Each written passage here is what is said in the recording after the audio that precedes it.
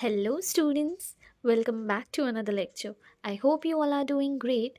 Today, we are going to go for chapter number 2, that is homonyms. Let's get started.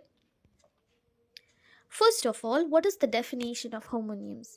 Homonyms are the words that have the same spelling but different meanings. Remember, words are same, शब्द same आहे. Words जो है वो same है, but उनका meaning क्या है? Different होने वाला है. They may have the same or different pronunciations. See, ये वो words है जो बोलते वक्त कभी कभी सेम भी हो सकते हैं, कभी कभी अलग भी हो सकते हैं. So जो आपको simple words में इसका definition याद रखना वो ये 3 points है. सिर्फ स्पेलिंग सेम होती है, मीनिंग डिफरेंट होता है, प्रोनाउंसिएशन सेम भी हो सकता है और डिफरेंट भी हो सकता है. ठीक है, spelling same, different meaning. Just remember these 4 words to remember the definition. Now let's get towards the examples. First example that is given in your book is live और live. सी मैं बोलते वक्त दो तरह से बोल रही हूँ, मैंने दोनों वर्ड्स बोला है. अब सेंटेंस देखो, we should always live within our means. यहाँ पे मैं वर्ड लिव बोल रही हूँ, LIVE लिव. इसका मतलब क्या है? रहना, you know, live your life वगैरह वैसे वाला. और we watch the live broadcast of the football match. यहाँ भी स्पेलिंग सेम है, LIVE लाइव, बट यहाँ उसका मतलब क्या है? Live cricket match, live match देखा है. वर्ड्स जो है वो सेम है बट उनका मीनिंग जो है वो बहुत डिफरेंट है. Second one, present. All the people present at the event were given saplings. इसका मतलब है जो जो लोग आए थे उनको सैपलिंग दिए थे. प्रेजेंट होना, उस जगह पर होना. I love the present my uncle gave me for my birthday. ये वो वाला प्रेजेंट है, किसी को आप प्रेजेंट देते हो, गिफ्ट देते हो. So see, spelling is same, PRESENT present, but the meanings are different. Okay, पहले वाले एग्जाम्पल में क्या है? प्रोनाउंसिएशन भी अलग था, लिव और लाइफ था. यहाँ पे देखो दोनों प्रोनाउंसिएशन सेम है, present present. So both the scenarios are possible. Okay, just remember these key points that are given here. Let's go towards the sample questions now. First sample question is, pick out the alternative with the correct use of homonym of underlined word in the given sentence. So whatever homonym is given in the sentence, you have to find out the other meaning word of that particular word. ठीक है, चलो पढ़ते हैं. There was a tear in the eye of the little girl. See, कोई भी होमोनियम वाला sentence पढ़ोगे तो सबसे पहले आपको उसका मीनिंग याद करना है. यहाँ पे टीयर का मीनिंग क्या है? आंसू, रोने के बाद जो आंसू आते हैं. अब हमको उसका दूसरा मीनिंग ढूंढना है. The teacher stared at the girl's attire. इसमें तो वर्ड ही दिया हुआ नहीं है. Frightened Tina tried to repair the tear in the skirt. यहाँ पे टीयर का मतलब क्या है? जो फटा हुआ स्कर्ट है उसका. तो यहाँ पे डिफरेंट मीनिंग वर्ड है, तो the correct option is option number 2. Okay, next, pick out the correct meaning of the homonym of the given word. यहाँ पे वर्ड क्या दिया है हमें? फर्म. इसका मतलब भी दिया हुआ है नॉट वीक और अनसर्टेन. दूसरा मीनिंग क्या होता है मुझे बताओ. हम ऐसे बोलते हैं ना, मेरी फर्म बहुत बड़ी है, मुझे बड़ी फर्म में जॉब मिली है, मतलब बड़ी कंपनी में. So the correct answer is option number 3, business unit और enterprise. Now see why I am explaining you this is कि how to guess the meaning. पहले वर्ड पढ़ने के बाद उसका मीनिंग याद करो कि अच्छा दूसरा मीनिंग क्या होता है, and then only go to read the options. Okay, so that it's very clear for you that what you are actually looking for. Let's go towards the next practice questions. So first one, pick out the alternative. First is there was a minute tear in the wedding dress. See how I am pronouncing it, MINUTE, minute tear. अब minute का मतलब क्या होता है? छोटा सा. इसी spelling का दूसरा वर्ड क्या होता है मुझे बताओ. आपको पता है, MINUTE, minute. Okay, so where we can see that word, you tell me. I did not mind it, said the bully. No, it's wrong. It was a minute detail. No, it's wrong. This toy is mine. No, wrong.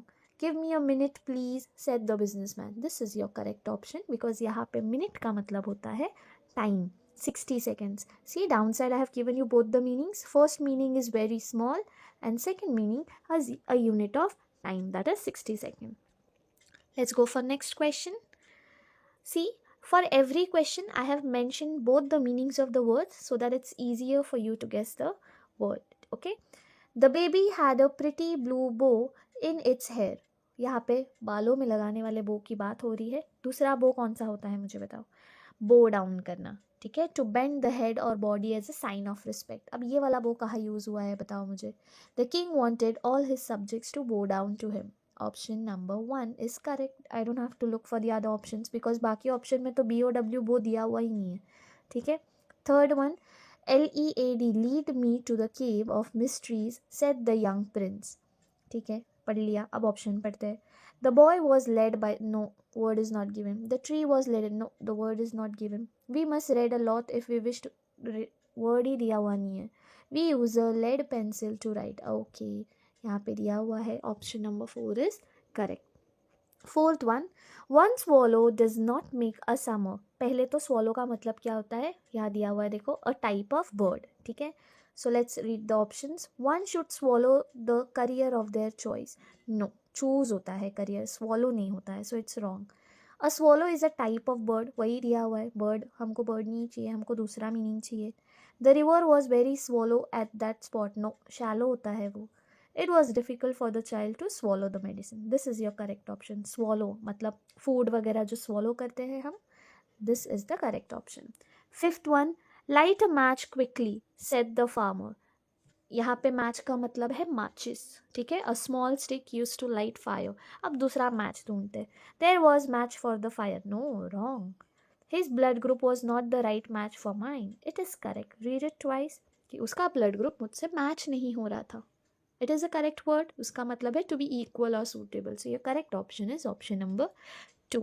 I hope you have understood this. See, it's very easy. कभी कभी क्या होता है option में ना वो word ही दिया हुआ नहीं होता है, तो आपको दिमाग लगाना ही नहीं है। वर्ड ही नहीं है तो वो करेक्ट कैसे आएगा, हमें तो सेम वर्ड चाहिए ना।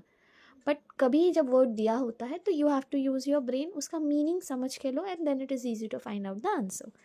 Let's go to the next question. Okay, next question is pick out the correct meaning of the homonym of the given words in each sub question. See, यहाँ पे word का एक meaning आपको दिया हुआ है, दूसरा meaning आपको निकालना है.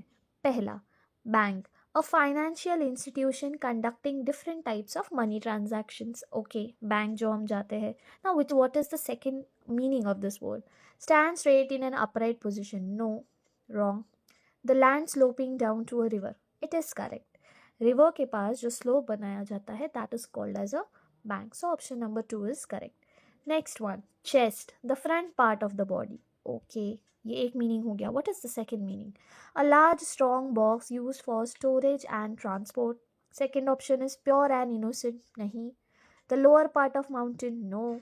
Choice of something. No. The correct option is option number 1, a large strong box used for storage and transport. बड़े बड़े जो बॉक्सेस लेकर जाते हैं लोग जिसमें स्टोरेज वगैरह किया जाता है, those are called as chest.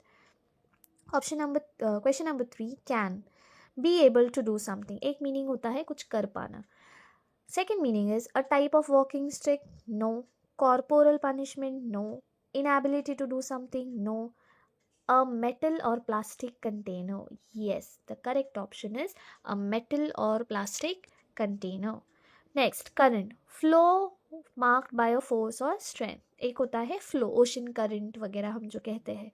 Another option is a dried grape. No. Kind of jam. No. A fruit of gooseberry. No. Occurring or existing at the present time. Yes, हम कहते हैं ना currently I am busy, मैं अभी busy हूँ. That is occurring or existing at the present time. Bear, a large heavy animal covered with hair. ये तो हमको पता है. What is the second meaning? Without any covering, exposed, to suffer or tolerate, a type of drink. The answer is to suffer or tolerate. हम कहते हैं ना now I cannot bear this, मुझसे अब tolerate नहीं हो रहा. So the answer is to suffer or tolerate. And the last one is converse, to talk. दूसरा मीनिंग होता है something reversed in order. Converse means कोई चीज़ उल्टा करना, उसका ऑर्डर उल्टा करना. So this was our exercise. I hope that you have understood what are homonyms. It's a very easy chapter, students. You just have to understand the meaning of the words and you are good to go. If you have liked the lecture, don't forget to like, share and subscribe. Till then, take care. I'll see you in the next video.